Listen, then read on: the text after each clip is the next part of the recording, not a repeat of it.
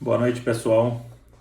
Meu nome é John Robert. Mais uma vez estamos aqui no canal para colocar o direito em discussão.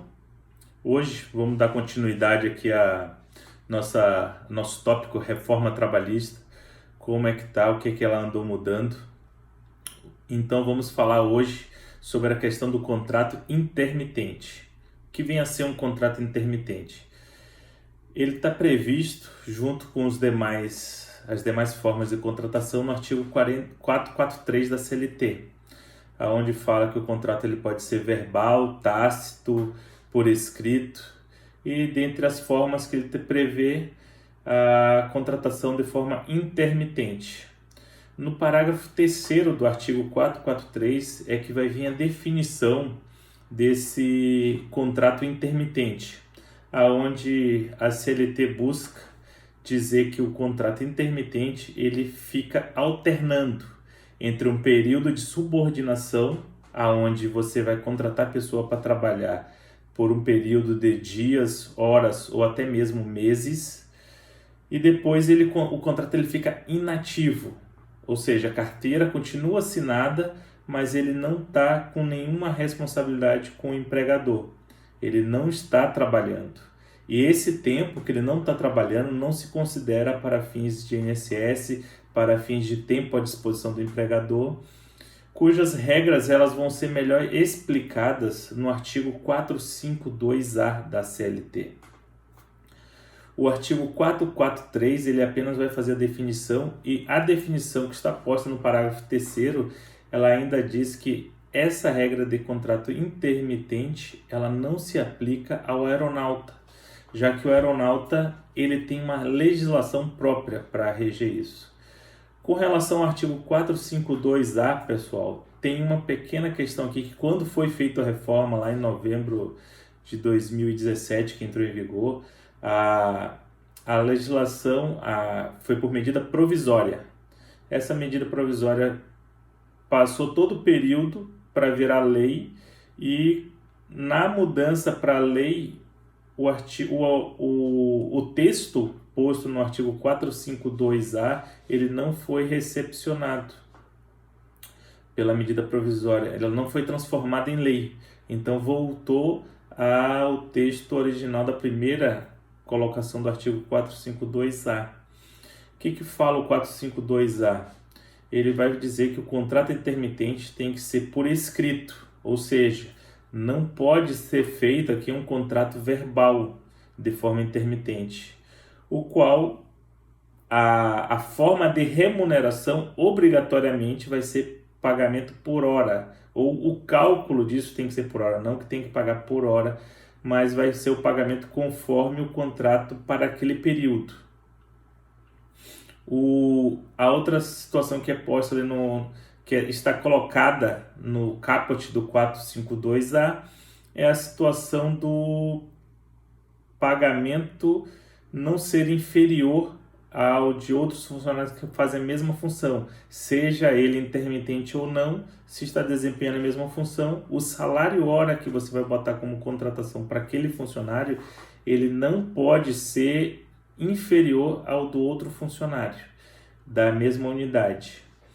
Aí aqui tem os parágrafos. O parágrafo 1º, ele vai colocar que o empregador ele deve oferecer o trabalho para o empregado com até 3 dias de antecedência, informando qual será o período de contratação. Aí vem o parágrafo 2º, que estipula um prazo de 24 horas para o empregado responder, ou seja, você empregador tem 3 dias de antecedência para informar a jornada que vai ser, quantos dias ou horas e qual é o período de contratação. O empregado daquele recebimento ele vai ter 24 horas para responder ao empregado ou ao empregador se quer ou não trabalhar, sendo que o silêncio do empregado aqui vai ser interpretado como uma recusa ao convite de trabalho. Já no parágrafo seguinte, o parágrafo 3º, ele coloca ali que a recusa do empregado em não fazer aquele trabalho ofertado não significa necessariamente que ele está querendo romper o contrato. Até porque, pela forma que é feita essa contratação, existe essa questão de liberdade entre as partes. Então, a recusa não vai ter não é sinônimo de que ele está querendo extinguir a contratação. Tem que ser feito um pedido formal de desligamento. O parágrafo 4º traz uma questão muito interessante, pois faz menção à existência de uma multa para quem descumprir o contrato. Ou seja, você ofertou o período de trabalho para o empregado aceitou e começou a trabalhar. Por algum motivo, houve um desentendimento e o contrato daquele período ele foi rompido. Quem deu causa ao rompimento acaba ficando obrigado a pagar uma multa. Que multa seria essa? Uma multa de 50% da remuneração que seria devida para aquele período de contrato ofertado.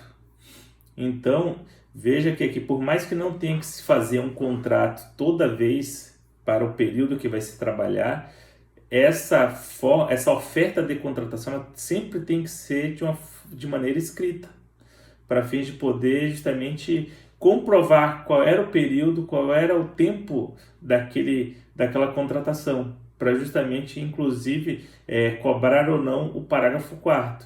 E aqui, o texto da lei, ele não faz menção de que essa multa é só para o empregador, mas para quem der causa, ou seja, o empregado ele também vai correr o risco de pagar essa multa, como pode ser até na questão das verbas rescisórias aqui. O parágrafo 5º, ele vai deixar claro que o período de inatividade, ou seja, quando não está trabalhando, ele não é considerado tempo à disposição, justamente para proteger o empregador de ser chamado a responder até mesmo por acidente de trabalho. Então aqui, esse parágrafo 5º, ele é muito importante para a questão do empregador. O parágrafo 6º, ele vai colocar como obrigação do empregador o pagamento das rubricas como se fosse uma rescisão, sempre ao final de cada período trabalhado.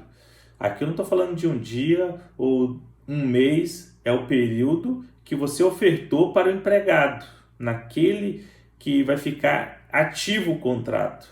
Então, sempre ao final de cada período, vai ter que ser pago, além do salário acertado, os valores de férias, 13º e repouso semanal, mais os adicionais, tipo, por exemplo, incidir adicional de insalubridade. Então, esses valores, eles vão ter que ser pagos ao final do período de contratação. Você contratou um funcionário para trabalhar 2 meses, você ofereceu e ele aceitou. No final dos 2 meses é que você vai pagar a rescisão. Aí nesse exemplo de 2 meses, vai ter que pagar 2/12 de 13º e mais 2/12 de férias, mais 1/3. E aí aqui vai ter mais o salário que ele trabalhou no mês e o adicional mais o repouso. Pronto, simples assim. Mas e no final de 12 meses, que teria que pagar o 13º? Ele não recebe. Ele só vai receber referente ao período que ele está trabalhando. Eu quero rescindir o contrato, vou mandar ele embora. Vai ter que pagar rescisão, vai ter que pagar as verbas rescisórias. Só referente ao último período que ele trabalhou que não foi pago. Porque essas verbas aqui, elas são pagas de forma periódica para cada período de contratação. O parágrafo 7º, ele vai dizer que o recibo de pagamento para o trabalhador intermitente, ele tem que ser discriminado, indicando cada parcela. Ou seja, não pode se fazer um recibo lá dizendo que ele recebeu 5.000 referente a salário e verbas rescisórias. Não, tem que ser dito ali, especificar o valor de cada parcela para fins de ficar claro o que ele está recebendo a título de cada valor ali. O parágrafo 8º, ele vai dizer que os encargos de FGTS e INSS serão pagos de forma mensal, sempre que o trabalhador for requisitado a trabalhar. O que acontece? Você convidou o trabalhador para trabalhar uma semana. Não vai ser no final daquela uma semana que você vai recolher o FGTS e o INSS. Vai ser no final do mês, porque o pagamento do imposto ele tem uma regra própria. Então tem que ficar atento a isso. O parágrafo 9º, ele vai fazer referência aqui ao direito de férias. Ou seja, ele coloca que o empregado, a cada período de 12 meses, ele tem direito a 30 dias de férias. Não está dizendo aqui que essas férias não são remuneradas. Só que como é que fica se você já paga sempre ao final de cada período trabalhado as férias referentes àquele período que ele trabalhou? Então, a questão aqui é que o legislador ele fala que o direito de férias é com relação ao gozo. Você tem que dar 30 dias de férias para o seu empregado. Ou seja, não pode convocar ele para trabalhar. Isso depois de 12 meses. Ah, mas você só chama o cara para trabalhar a cada 6 meses, para trabalhar 2 meses. Aí você tem que chegar aí para efetivamente comprovar que ele tirou férias. É interessante que o empregador faça aqui um recibo de férias, referente ao período em que não chamou ele de tal dia, porque ele estava de férias. Não é para remunerar, porque você já remunera as férias a cada período que foi chamado para trabalhar. Aqui é apenas para dizer que ele ficou 30 dias sem ser chamado a trabalhar porque estava de férias. Isso aqui é muito importante e pode ser um problema. Com relação aos demais artigos da CLT que falam sobre o contrato intermitente, tínhamos o artigo 452B, C, D, E, F, G e H, que foram todos revogados porque não foram transformados em lei. Tá? E por fim o artigo 611-A, que fala sobre a questão do acordado se sobrepor ao legislado, que também aqui faz menção que essa regra se aplica à questão do contrato intermitente.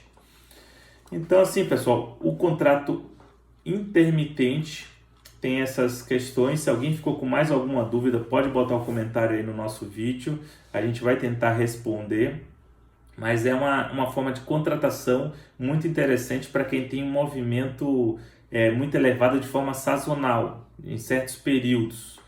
Então, assim, ter alguém de sua confiança com carteira assinada, mas que se só paga efetivamente aos períodos que ele trabalha. Então, assim, é interessante, mas tem que ter alguns cuidados aqui, porque exige algumas questões de forma para a contratação. Espero que todos tenham gostado, deixe seu comentário aí e ficamos aí até o próximo vídeo. Um abraço.